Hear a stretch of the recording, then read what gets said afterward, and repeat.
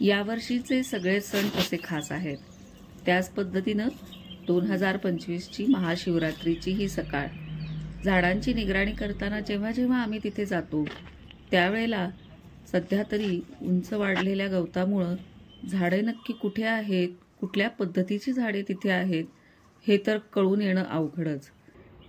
आणि निमशहरी लोकांसाठी तर उंच वाढलेल्या गवतातून मधल्या चरींमधून वाट काढत त्या झाडांपर्यंत पोहोचणं म्हणजे खूपच अवघड वाटायला लागलं.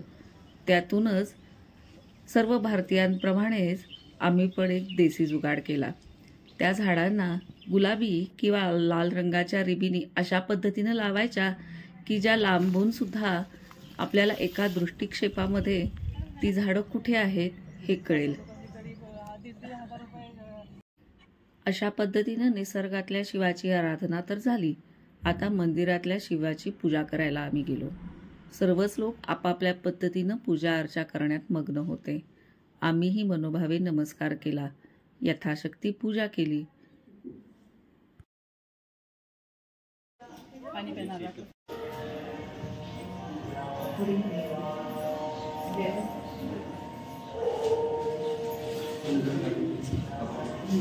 रामतीर्थ यात्रेसाठी दुकाने आता सजू लागलेली आहेत. 2 दिवस रामतीर्थ परिसरामध्ये अगदी गर्दी असेल. आम्ही मात्र 2-2.5 तास काम केल्यामुळे भुकेले होतो. शिरगुपे मॅडमनी आणलेली फळं आणि खिचडीवर आम्ही मनसोक्त ताव मारला. तितक्यात एक सजलेली बैलगाडी आली. एक खेडेगावातील कुटुंब त्यातून उतरलं आणि आम्ही परत बैलगाडीमध्ये बसून छान छान फोटो काढून आमच्या बालपणीच्या यात्रेच्या आठवणी ताज्या केल्या.